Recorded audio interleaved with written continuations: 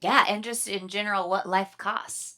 Because I feel like a lot of kids graduate from high school, graduate from college where they've not paid their own bills before. They've not paid for their cell phone or their car insurance or their car payment or maybe even gas. And so they might not actually know how expensive their life is. Mm.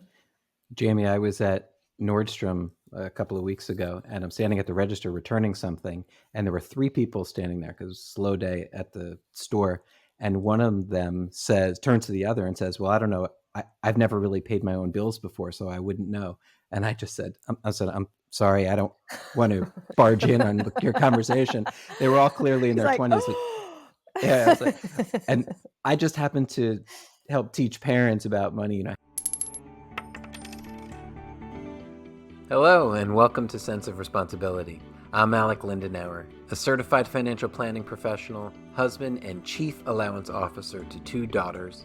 I'm also the creator of the Sense of Responsibility tools and how-to instruction parents need to raise their children into financially literate, money-savvy adults, even if they don't know much about finance themselves. I'm Julie Franz, a chef entrepreneur at heart, wife, and mother of two middle school children. I also curate the Sense of Responsibility community so parents have a forum to ask questions, share success stories, and discuss their journeys. As a financial newbie myself, I'm also cultivating our group support system to help carve out my own family's path toward financial literacy.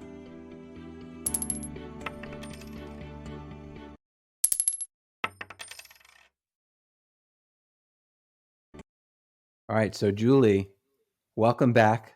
For those of you who are avid listeners, and you know that anything gets better when you just sprinkle a little bit of Julie on it. Doesn't matter if it's eggplant parmesan or a podcast.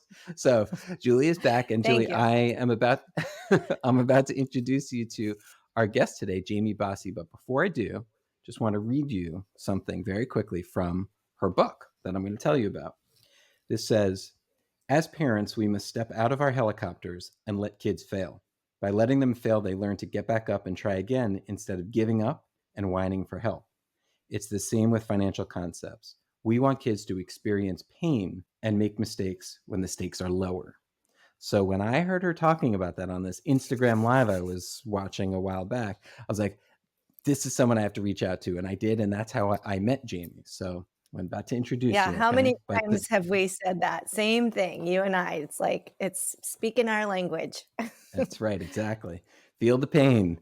So, Jamie is a fellow certified financial planning practitioner, and she and I actually have similar tenure in the financial planning industry. But, Julie, this one is an author, like I said. So, this book, Money Boss Mom, Helping Parents Be the Boss of Their Financial Future, very cool.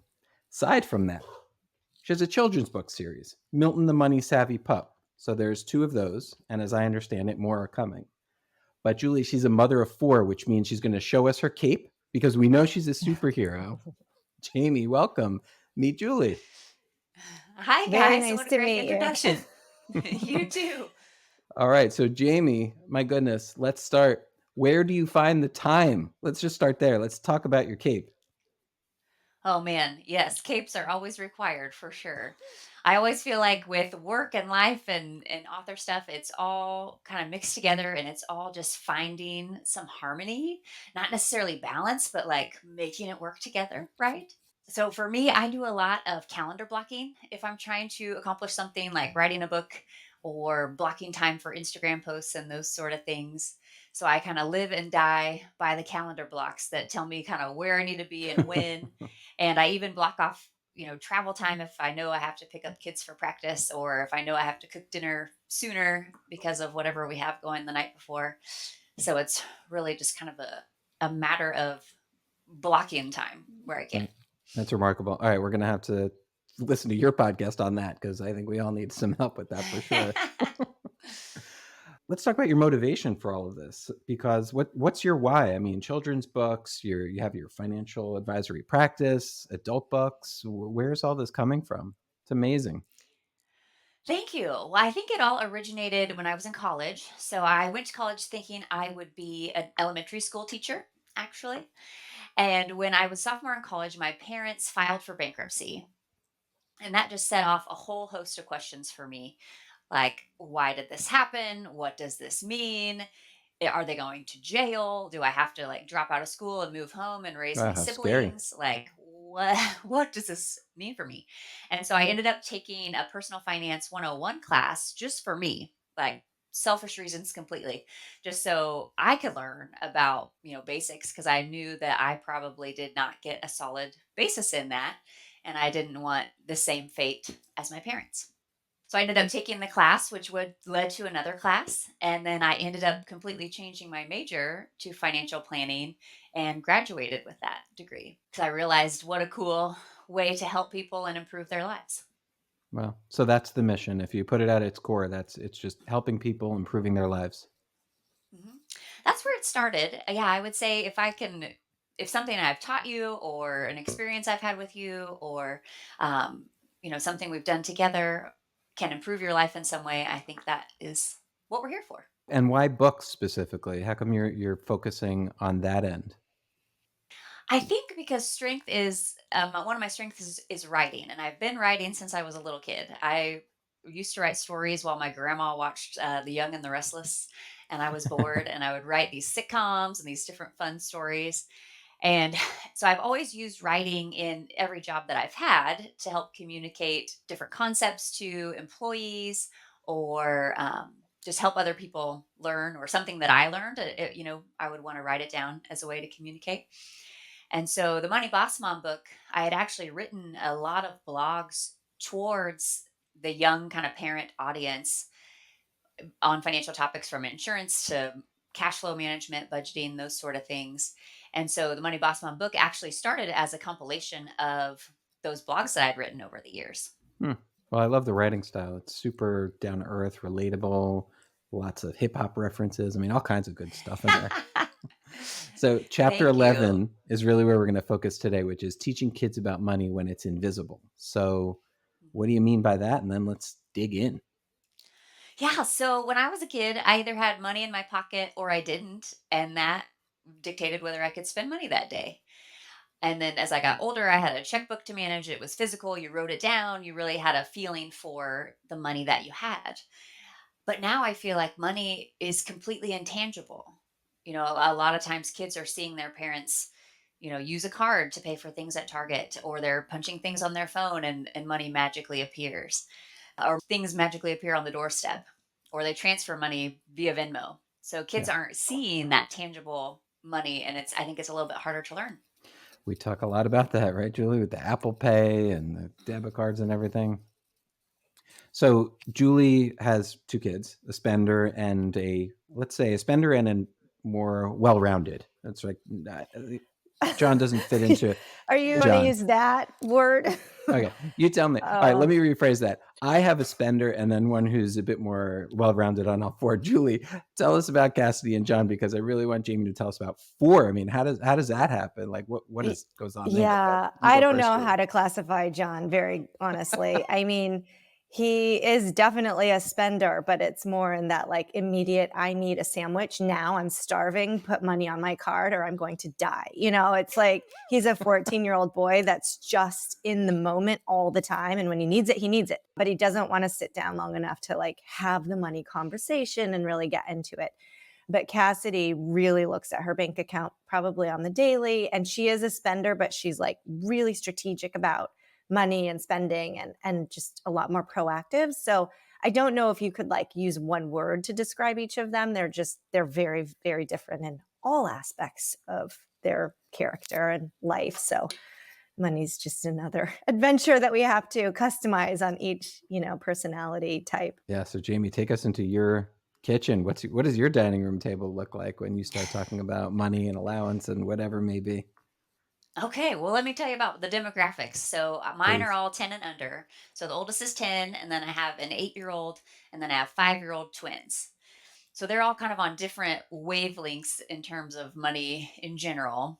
But what I found so far is my oldest one, he's actually kind of evolved from being a really big spender to wanting to be more strategic about what he buys and actually is a lot more planful with how he spends his money now, which has been so cool to see. So he's got several $100s now saved up and he doesn't know exactly what he's saving for, but he's thinking bigger now instead of just, oh, I want to buy this toy or this thing. He's thinking like, well, what if we've used this to go to Great Wolf Lodge? Or, he's thinking about Mm, experiences and trips and stuff, which I think is really exciting.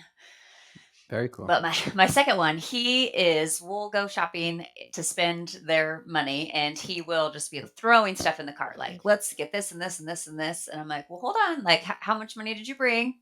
What is your plan to spend today?" And he'll be like, let me count it again. I forgot." And then we'll look at the prices again and we're like, "Well, maybe we should, narrow it down to one or two things that you want to buy today. And you can either get this one big thing or maybe some smaller things." And he is just like, "Oh gosh, can't you just buy the rest of it? Like, we need all of these things." Like, oh boy. So that one, we have our work cut out for us. And then my younger two are 5, and they never want to spend their money. They have been getting allowance for couple years now, and they're really possessive of it. They're like, "These are our bucks. Like, this is my bucks. I don't want to spend these." So they're kind of in the money is cool and important stage, but I don't want to get rid of it. So did you start them all together? I mean, couldn't have been, right? You've probably been working with the 10-year-old since they're 5, or like how did that go when you first started? Yeah, good question. So with him, we didn't really start till he was about 5 or 6. And that was when I actually got the idea to write the first Milton book. It was because of a shopping experience with him where he said, he really wanted this giant remote control gravedigger truck thing. And I said, "That's not in our spending plan today." And he said, "We'll just buy it on Amazon then." And I was like, "Oh no." My kid has no idea that, like, buying stuff on Amazon is still buying things, and it's a financial transaction that is taking place. Right, that goes back to the whole invisible thing. Yeah, yeah, and I was like, "Well, I've failed." So, that's when I really started researching what can kids understand at different age groups, what can I start teaching him, and what books are already out there on this topic. So I found a few. There's not a ton in that space. It's more and more every year that I'm finding. But I was like, well, maybe I can write something based on what I've learned for this age group of concepts that they can understand. And so that's where Milton, the Money Savvy Pup, was born. And so at 5 then, so did you start allowance? Do you pay for chores? I mean, how did that actually what did it look like at your table? Because you didn't have the book, and then you Mhm. were looking for books, but what did it look like? Take us in your kitchen. Yep. So we started with pay for chores. So we started to do, okay, like here's your 5 chores to do. If you do all 5, you get $5 this week. So we started kind of tracking that. You know how old his children are. He was all over it. He was like, "Okay, check this off the list. I love it. Okay, I'll do that chore. I'll get $1. This is great." And so we started with the kind of just traditional Dave Ramsey type methods. And now it's kind of evolved because we've kind of thought about, okay, what chores do we want to pay for, if any, because the big thing is we want them to have the money to learn from, right? To Right. experience that pain, to make those decisions, to feel what it's like to manage the money. So we've kind of evolved from like, okay, like these chores are just, you live here, this is what you do, right? And if you want to do extra chores, if you want to come up with the idea for them, we really love that. If they come up with a new idea for chores to be paid for, like have them present it to us, and then we can say how much we would pay for such an activity. But then, once my second son started doing a lot of the chores too, it became a lot harder to manage with the chore chart because he wasn't Mm. as motivated to really. He didn't really care. He's like, "Oh, well, maybe I'll do one chore and get $1. Meh, that's fine." Now So that now sounds like it's John, right? Julie, that sounds like John. Oh, totally. It actually sounds like Cassidy too, and I think that was one of the reasons I never went that route because I could see Mhm. them being like, I don't feel like doing it." So chores are Yeah. not optional here. When I tell you it needs to be done, it needs to be done, and maybe I'll give you a choice on which one you do, but like you're doing it. And so we Mhm. always kept those two things very, very separate. Yep. Yep, and I'm really excited for when they can work outside of the home. I wanna see, like, Mhm. this summer if they have some Same. ideas of maybe jobs they could do in the neighborhood or things like that. Because I think working for someone else is an even better way to do it, right? Because then you understand, like, "Okay, I am accountable to this person, I have a job to do." It's just a different experience than being paid from your parents. Yeah. Where we ran into trouble with Cassidy was she is an entrepreneur, a born entrepreneur, and she had started this beading business a couple years ago. And so she would bead, while she watched TV, and it was really fun for her. And then she'd go out and sell it. And sometimes she would make $300 in like an hour selling her beads. Wow. And so then now she's since given up her bead business. She actually just sold all of her beads, every bit Mm, of everything for her inventory. $150. Yeah. So she sold her business. So that was good practice. But the thing is, she's now operating in like big numbers. And so for her to go and walk a dog for $5 is like, not worth my time. I don't need the $5. She thinks in too big of numbers and she's only 12. And so she knows what things cost. She knows, she has to make a decision of does she get her nails done or does she buy a new pair of shoes? And all of those are big numbers too. We're no longer talking in the fives and tens. And at 12, you should be walking a dog for $5. Like you should be, also doing those chores and jobs and stuff. So I think she's got this like CEO mentality where she's like, I work in big numbers, I delegate, I'm just going to get a team and they're going to do all those little things. And I suppose, we'll see where that goes. And it's kind of exciting, but it's also like frustrating as a mom where you're like, come on, just fold the laundry for me for $5. Nope, not worth it. So I love it. I we like her attitude. It sounds like she needs some twin 5-year-olds around so she can delegate. She Mhm. does, yep, she would do good with that, but then there's John that really will, like, run an errand for me for a mere $2.50 because he knows he needs that $2.50, for frozen yogurt tomorrow when he's out with his friends, so they operate in very different numbers and mindsets. Everybody describes their kids, "Oh, my kids are so opposite," but then when you have a third or a fourth, you understand that opposite-er is a word, and then for the opposite-er is a word. So They're all so so Jamie, different. right. So how has that then evolved? So from the 10 to the 8, and now your chore chart was getting a little messy, and now you have the 2 5-year-olds. Now what does your chore chart look like? Have you scrapped it completely or 80%, and where does allowance fit in now? Yeah, it's still on the fridge. It's still this big dry erase thing on the fridge, the chore chart, but we don't use it as often anymore. So right now it's like kind of like the big kids are on salary in a way, right? They're not like hourly workers anymore, but they just know like they get up, they need to unload the dishwasher. The big kids do every morning because we run the dishwasher every single day because maybe twice a day because Yeah, Of that's how course. we roll. right, right. And then just they know they need to take we have a compost thing that needs to go out, and so one kid checks that every morning to see if that needs to go out, and then we do the recycling. We have a little recycle bin in our kitchen, and then we take it to the garage bin. So that's all their just morning stuff that they need to take care of before they can do anything fun, Can I like get just ready. stop you right there and say that is all Yeah. amazing? Like, if I can get my kids out the door, both of them at the time they need to go, I'm like, I won. We did it, without me screaming at John, like, get out of, where it takes so long. So if you can actually have them also get things done in the morning, like, girl, that's it. You're living. It took a while to like back into it though. Like it hasn't always been that way. It was like, okay, what do we want to have done when?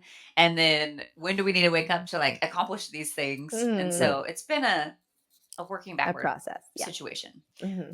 But it is really great when, the 10-year-old, if he gets all the stuff done, he eats his breakfast, brushes his teeth, gets the dishwasher unloaded, the recycle's taken out. He can watch TV before we leave for school. And so he's like on it. But Yeah, those motivators, different for each mhm. Right. kid too. Like one Yeah. might be interested in that and another one might be like, I want money. Yeah, the 8-year-old, he does just eating his breakfast, chilling out, like, I don't care. So what is their salary for the older kids? What do they get versus what can they earn?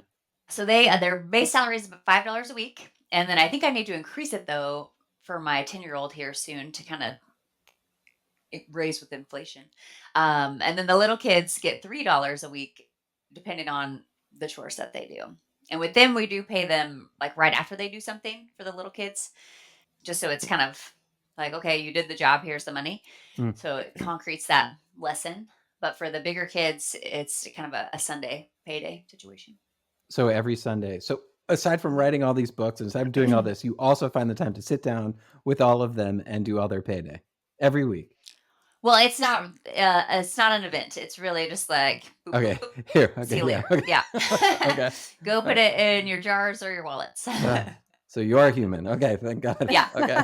Yeah. Okay. Okay. Good. Alec wants you to sit down for an hour with each one every Sunday and talk about those $5 and where they're No, Yes. no. going. Handwrite the Monthly. W-2. Here's your Mhm. tax form. Yeah. Monthly. Monthly would be good enough. But yeah. Wow. I was going to say that that would be. You really are a time Superhuman. blocker.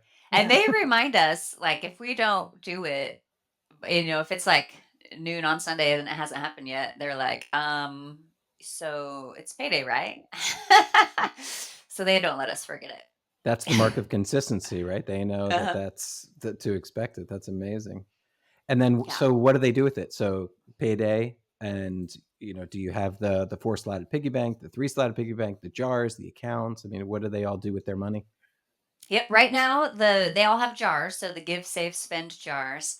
And the target is to have them like when they get paid, like $5, for instance, one to give, two to save, the rest to spend.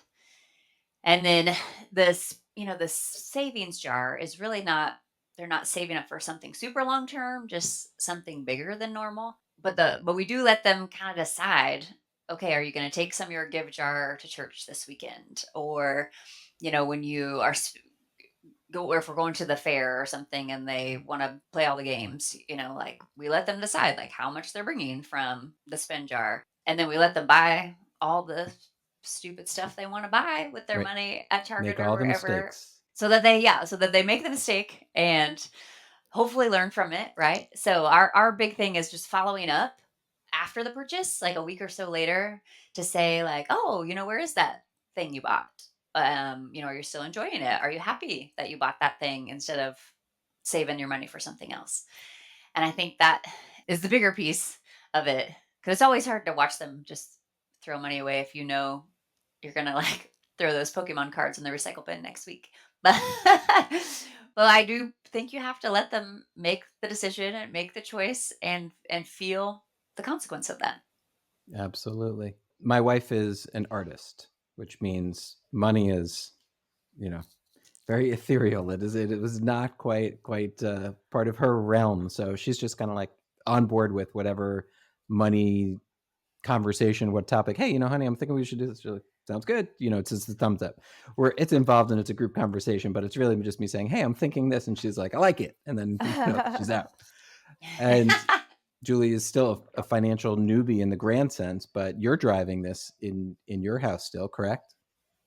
Yeah, yeah. I mean, Robbie supports it, but same kind of thing. It's like, sure, yep, Thumbs up. whatever. Yeah, he was raised in a family where you get paid for chores, and he often laments that we don't like get John up at 6 in the morning on a Saturday to go rake leaves and blow driveways and shovel snow and stuff like that. But like we just don't have those kinds of chores at our house, and we don't have family members like with big properties. So he has an idea of the way it should be, but it's just we're just not set up that way. So I think he's happy that there's some kind of like structure and reward system and learning process here, but it's very, very different than the way that he, I think, would ideally like to see it based on his own upbringing. But it is what it is. He's supportive. And I think we've both seen the progression of the kids and their understanding of money and like their appreciation of what we spend for them and just even their acknowledgement of like, oh, well, if we're budgeting, like, is that something we want to spend as a family? And like their just understanding has really evolved. And I think just seeing the progression of that is enough to him, for him to continue just letting me run the show, but being very supportive about it. I would say same here, actually. It's a pretty good description of Ashley, too. Jamie, how does it work in your house? Yeah, similar in that I'm kind of the main driver and instigator of all the things, but my husband definitely supports it and wants them to be really accountable human beings, which is fun. Um, so I usually am the one that's kind of making sure we have the cash for payday and, organizing the trips to spend your money and things like that. What about investing? So you have the 3 buckets, but the 4th bucket of investing that we often talk about is really a highlight of the elementary starter course that we offer and promote and love and all of that. But are you planning to introduce investments at some point? I know, well, that's a loaded question. I know you're planning to introduce investment at some point, Jamie. Eventually. Right. So what's that plan? How does that look? Yes, I love it. I definitely want to introduce investing at some point, and I'm just not quite sure what that looks like yet. I could see if the kids start doing, chores for other people where they're getting paid, where we set up Roth IRAs and kind of use that as a learning point. But I love the idea of, talking with kids about, picking stocks that they support and trying to do some investments where they can actually see how money can grow, when you're sleeping, right? The way we introduce it in the elementary starter, and I think, at 5, at 8, at 10, I think this all works great, is the 4th bucket we introduced. I put some seed capital in it. So I put Mhm. $10 in it. And so when we sit down, we do it monthly instead of weekly, as does Julie. But anything that's in there, we give them 10%. So that's 10% monthly. So they're like, oh, wow. And they get to see as they put more, as they allocate into that, as that grows, they get more and more because goal number one was just get them excited about compounding interest so they could see how this money is growing even though I'm sleeping. And then as that grew to a certain amount, that's when I said, okay, great. Now let's take this and now let's go ahead and open an account. That's how we introduced that to get them excited. I love it. So are you using it within their bank account and then just adding the funds to it? Or what This started platform do you use? kindergarten and third grade, and it started with we call it the Bloody Knuckles, or Julie named it the Bloody Knuckles Money Savvy Pig, because that's definitely once you start getting bills in there. But then we graduated to individual buckets. And then now beyond that, as they now got into middle school and high school, that's when we said, okay, now let's put this in an account for you. As you know, my kids are totally opposite, and so we have to handle even that particular thing very differently for either kid. John wanted to see the stocks working. So he had, I want to say $400 or something. And so we put it into stockpile, which has been awesome because he was able to just decide exactly how much he wanted. It was like $50 here, $50 there. He picked the stocks. We watched them for a while. He got really upset with a couple of them. We shifted, but he loves checking it on his phone, which is really cool because he tells me on the daily, like, and I tell him, don't check it on the daily, but he likes to. He'll be like, they're up by 3%, they're down, this one's going crazy, and so that's like really fun for him. Cassidy likes getting that extra 10%, in her allowance each day or each month with the cash. And I keep saying, you're up to about, I think she's up to almost 300, and I'm tired of giving that much cash. Her allowance is like 52 a month, and then I'm giving her 30 more on top of that. It's like it's getting really hard. And I keep saying maybe we should take at least some of it and start putting it into stockpile. And she's like, "Nope, I see John's money. It keeps going down. I like getting the extra cash in my allowance." And I'm like, "Oh crap, now what?" So we have two like very different models, and eventually I'm just going to have to stop. And Alec, I know you're going to say, "Well, you can like reduce it to 5%," which I'm going to have to do now that we're over 300. At Yes. the same time, like $80 in a month for her allowance, if she's going to spend it on like a pair of Converse, well, I would be spending the money anyways on her pair of shoes, but it's like now kind of going into this learning moment. So I'm okay with the money that we're, teaching the lesson of investing and letting her make the budgeting decisions. But I just had to throw that out there because, again, it goes into like each kid, what works for Mhm. them, how they're going to learn. I can see John really getting into investing. I think he's learned that it's not a great time in the economy right now. And he keeps asking, like, when's it going to go up, mom? Like, big, But I can see that, he's got a real interest in it. Yeah, but I love that they're both learning the concept of, you invest the money and it can grow for you. If you don't spend it, here's what could happen. So, Hmm. mhm. Right. It's Yeah. that experience. Even Cassie's getting that experience just by watching John. I mean, it's not her own dollars, but it's her brother's dollars. So there is an experience factor there. And even that $400 that John grew, I mean, he grew that. That was all from the investment bucket. that he put in the seed capital and watched it grow. Yeah, Cassidy has some money in stockpile too, but she couldn't be bothered to even look at it. So I check it and we check it, monthly, but she would Yeah. never think to like look it up on her phone the way John does. She just likes to count the money in the box. Yeah. So, Jamie, what's been the evolution for you as a money teaching parent in the 5 years? Yeah, well, I think it's all kind of a learning curve, right? Because you start with like, okay, I just want to get some money concepts solidified. I want them to, understand how to earn money and what that means. And then now it's really getting into the decision making side of things, right? Like we want them to actually make decisions and evaluate like, oh, let's look at the cost. Let's decide like, do I want this or do I want this? And is this something that I value? Am I just spending the money just to spend it, or is it something that's going to improve my life? So I think it's kind of evolved from just a financial transaction to like a value conversation, which I'm really excited to see how it goes. And I'm really excited for the kind of middle school, high school range where we do something what it sounds like you're doing, Julie, where the kids really you take kind of the money you would normally spend on them, and that's what they're spending on themselves to try to figure Mhm. out how to allocate the dollars and see how Yeah. they manage that. Yeah, it's now there's like a pretty good understanding of what I'll pay for and what I expect them to pay for. And even, as explaining with John and his food, he's always out with friends now.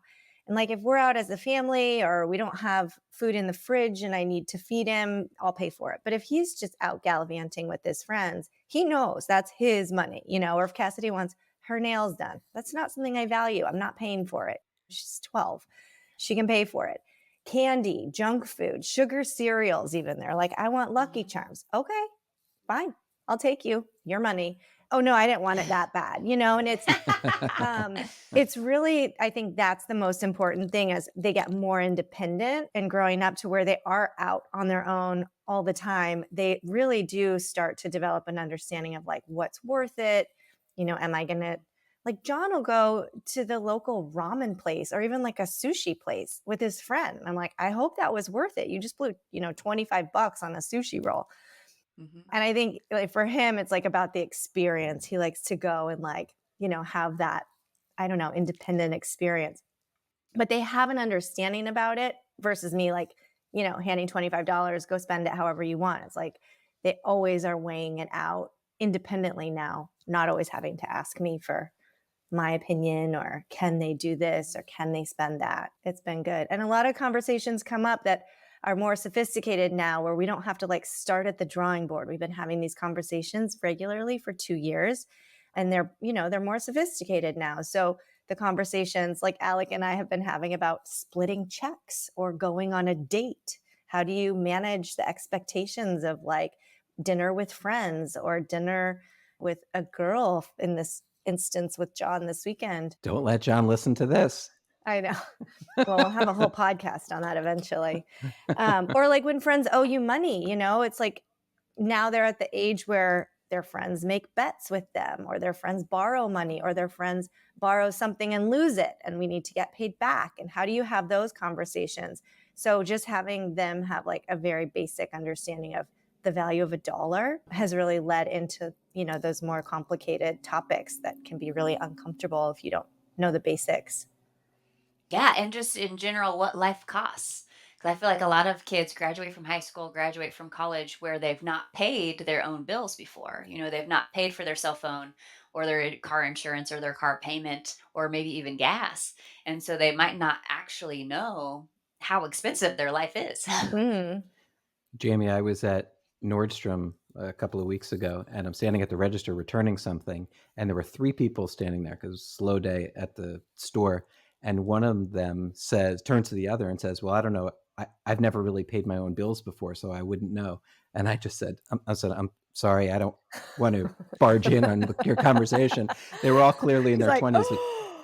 yeah, I was like, and I just happen to help teach parents about money. How do they teach their kids about money? And I'm just curious. I heard you say that. Is that true? Like, you've never actually paid a bill before? I said, no, I just moved here from Maryland, and I'm on my own, and I'm in my 20s. But no, they never asked me that. And I looked at the other one and said, and same thing for you. And he said, Yeah, yeah, same thing for me. It was like it was a big awakening, and I turned to the third. I said, "Same for you." He said, "Well, I don't know. I'm 23. I still live at home." It's like, uh-oh, Oh, geez. this Yeah, wow. this is the Maybe state of they the should be world. on the podcast next, Alec, like what not to do, you know? What not to Yeah, do. 'cause I could see where it happens, right? Where as you're a parent and you have their cell phone on your cell phone plan, the insurance is just automatically paid through, your automatic bill pay, and where it's just automated so you don't think about it maybe to, like, let them see it or let them pay it or whatever. I wanna keep that in mind as they get older, that how do we make sure that they know what these bills cost and that they need to be responsible for them? Now, do your kids have phones, or does your 10-year-olds?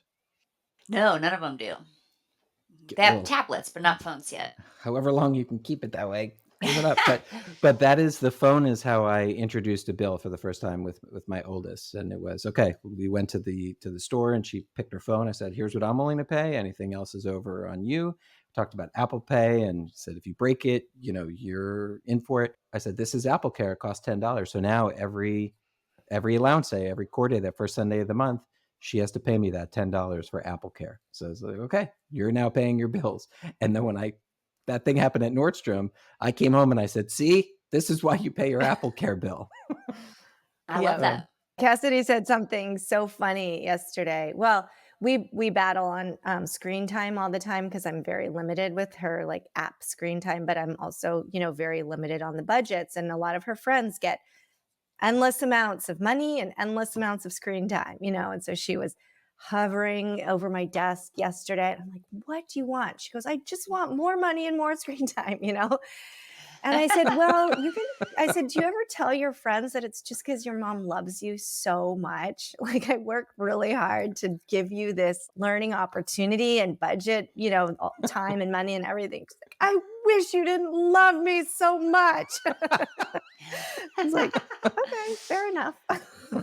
Sorry." Because it's hard. Like, it's hard to fight them all the time on these budgets, whether you're talking about screen time or money or whatever it is. It's like, yes, your friends get this and this and this, and they have a comment on everything. And I get it. I understand that's hard. That's life. And it really is hard for me to also manage, but it's worth it in the long run.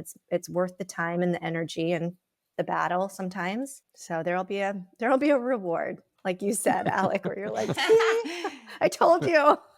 right. Yeah, they will not be at Nordstrom's talking about never being able to pay a bill before. No. Exactly. You got to tell her that one. All right. So Jamie, let me tell you a little story, because I have a stumper. I love to give parents workable, concrete solutions, but I am stumped. I am stumped on this one.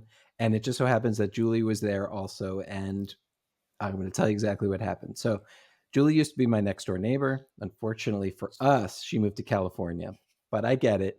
So, she happened to be back for a visit, and Julie was in our dining room, and we're all talking and everything. And my oldest, who's now in ninth grade, comes in from her I'd say maybe her second real dinner with friends. And it was this sort of high priced sushi place, a little trendy, and we live in Miami Beach, so they have those. And it turned out that she wasn't very hungry, and she ordered just a little something. But some of the other kids who were taking out their parents' credit cards were ordering the artistic looking. I mean, these were pieces of art. I don't even know if they would qualify as a sushi roll, right? And so they come with a high price tag. So the bill comes, and there's the five of them, however many girls, and she wound up getting super billed, I call it, where she had to pay. One of the kids was like, "Okay, well, let's all split it, just evenly. There's five of us." And so she wound up paying something like 55, $60, which is a lot of money for her, not so much for one or two of the other kids, where she really only ate about $15 worth of food. And she came home, and Julie and I were sitting there, and my wife was there, and she's like, "Well, what do I do?" We talked about it a little bit, and we had some ideas. And the next night I go to dinner, and it comes up with we had three different parental units. Like grandparents were there, and each one of them had a different opinion on how to handle it. So since I'm stumped, Julie's stumped. What would you do? What would you tell my daughter? Oh man. Well, I would say maybe have her have the conversation before they go out to dinner next time, right? Like just set the stage before they go to things like this and say, okay, we're all going to dinner together, and maybe say it at the beginning like we're all going to have five separate checks and make sure that's clear with the waiter right when they get there. And then that way it kind of sets the expectation that whatever you order is what you're going to pay for. It's hard though, with like just social constructs because you don't want to be that kid that's like the The cheap poor kid. kid, the cheap Yeah. kid, and Mhm. it really goes into that conversation, like Alex said, like, I'm paying for this myself. I know you guys are all paying for it with your parents' credit card. So because it's my money, I need to put it on, a separate bill. And like being able to articulate that without being the complainer or the weirdo that doesn't want to pay. But I think, yeah, having that conversation ahead of time and knowing the right words to use instead of sounding like the drag of the group. We had that situation last weekend with John and going out on a date with a girl, first date, covering, Yeah. how are you going to talk about it ahead of time? Like when you order, are you going to split it? Are you going to get separate bills? Don't wait till the bill comes to all of a sudden say, I'm paying or I'm not paying or whatever. And they worked it out. He paid for lunch, she paid for ice cream. Yeah, that pre-conversation is the key. It's even like with our toddlers, right? It was when they were even so little. It's like, okay, we're gonna go here. Here's what you can expect. In 10 minutes, this is gonna happen. And then in Yeah. 5 minutes. So Yeah. I guess that pre-conversation is always the key with kids. Yeah, but I get that social pressure, right? You don't want to be the odd one out that is causing the issue. Yeah. It's hard. So that's one of those teenagery issues to look forward to. What other worries might you have, or what worries do you have for your kids, Jamie, with regards to money? Well, I think, as they're growing up, I think a lot of the social pressure comes in different forms, right? Like, well, I need to participate in this thing or go to this concert. And are they spending money because it's something that they want to do, or is it because they think they're supposed to do it or everyone else is doing it? So just kind of that old school pressure of being your own person and spending money in ways that matter to you, not to someone else, is something I think about. You Mhm. mentioned before, Yeah. well, what happens if they don't really learn? I know you see a lot of that in your financial advisory practice. So, what have you seen? What happens to the kids that don't learn this stuff? Yeah, so I've seen a lot of successful clients. I've been in the financial industry for 19 years now, and I've seen a lot of retirees who are still paying like more than half of the support financially for their grown kids. And a lot of times they're in their 40s or 50s. And so they're not only like still paying for those kids, but also then raising the grandkids in a way too, right? They're like paying for their cars, they're buying them Wow. groceries and those sort of things. And it's just a vicious cycle where they can't truly enjoy their retirement years like they thought they were going to because maybe the kids have moved in with them again, right? Kids and Wow. grandkids. Or they know, like, oh gosh, well, I have two more grandkids that I'm gonna have to buy a car for. So we're gonna skip the international vacation this year. It's just really sad to see when these Yeah, kids have never had the accountability or figured out how to be independent and manage their own finances and just stayed on the payroll. it's scary, all right. What percentage of people would you say that you come across that you deal with that feel a level of comfort in talking about this stuff and handling their finances? And just money conversations in general or with Yeah, their kids. in general. In general, I feel like a lot of people have their different kind of money scripts is kind of a formal term for it, but there's probably about 20% that really have a money avoider type Hmm. money script where they either think money's kind of bad and we shouldn't talk about it, or I shouldn't be as worried about it as I am. And I think that really inhibits people's ability to live a healthy lifestyle, right? Because if you inherently think that money is bad, you're either trying to give it away or not make as much or, sabotage yourself, which is really hard to see. Yeah. Julie, so Jamie and I have another thing in common, which is we both got our first credit card the same way, which is on our college Yeah, the campus. college. Yep, I know that story. Yep, stepping Yep. outside and saying, "Oh yeah, this looks neat. I want that For me, it was a T-shirt with my college logo. For you, it was also a T-shirt, right? It was also a t-shirt that just said college on it. So it was just a plain shirt that said college on it. And I was like, absolutely, sign me up. And how did So that go? special. So special. Oh man, so I ended up having 3 credit cards before I was 19 years old because I signed up for that first one outside the student union to get that free t-shirt, which isn't free, by the way, in the long run, but Right. but The then I most ended up signing up. expensive T-shirt ever. Correct, Right. yes. So I ended up signing up for 2 more for a fundraiser for a fraternity, like a friend that was in a fraternity. They're like, "Oh, we just need people to sign up for these credit cards, and then we get all this money for our, like, our trip together or whatever." Oh Smart. my I'm like, goodness. "Oh, great, yeah, that's so easy. Let's do that." So so I have 3 credit cards before I'm 19 years old. I didn't use them for at first, but then, it's so easy to start going down that path of like, "Oh, yeah, I can't afford that. Oh, wait, I have this credit card though that I could just charge it on and I'll work this weekend and I'll pay it off, right?" So you kind of it's so easy to go down that rabbit hole, especially in college where you're not making a ton of money. Like I worked through college, but you don't have a lot Right. of Right. discretionary income. Right. And so it's easy to be like, "Oh gosh, well, spring break trip. Yeah, let's go on that. I want to go this time." I thankfully didn't have too much credit card debt by the time my parents' bankruptcy happened, and I was like, "Wait, okay, how did this happen?" Um, but I did have some to work through because you just forget. You're just like, "Oh, yeah, I'll just charge this now and I'll Yeah. pay it off later," and then other life stuff comes up, and the debt kind of just messes up your cash flow going So how do forward. you now integrate that into teaching your kids? Well, we have a lot of books about credit cards. So Dave Ramsey has a good series on kid books, and they talk about debt in the sense of not a credit card, but owing people money. And so we kind of use those as a learning tool. But we generally, I feel like we haven't gotten too far into that bridge where they're not really borrowing money from each other or in debt in any way. But I feel like we have to talk about credit cards and how they are really like a loan that if you don't pay it off every month, you're going to pay more for the item than it actually costs. So I think if Yeah. you explain it in that way, like, okay, would you pay $70 for this thing that costs $50? And they're like, of course not. That's silly. Right. But then like, that's exactly what can happen if you charge this and you let the interest pile up. It is a spiral to be avoided. Hmm. Jamie, what changes have you noticed in families that you work with that they teach their kids?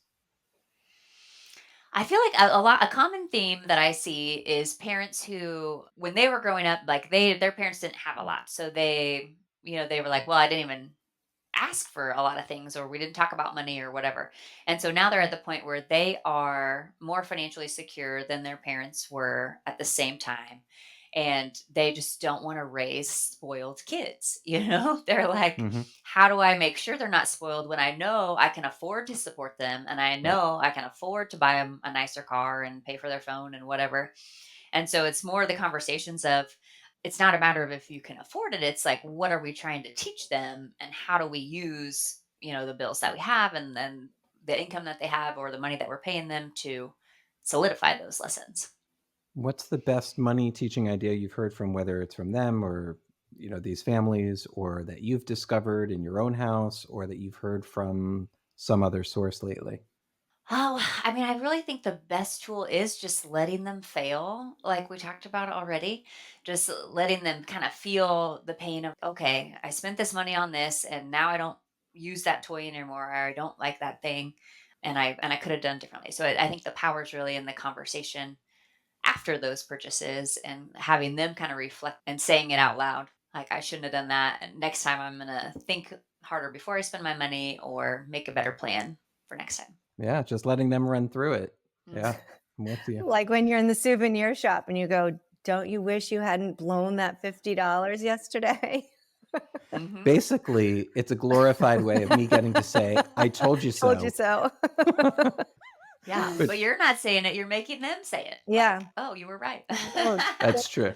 I'm gonna start carrying a mirror, and I'm just gonna put it in front of their face and say, "Here you go," and then they get to say to the mirror, "I told you so." yeah.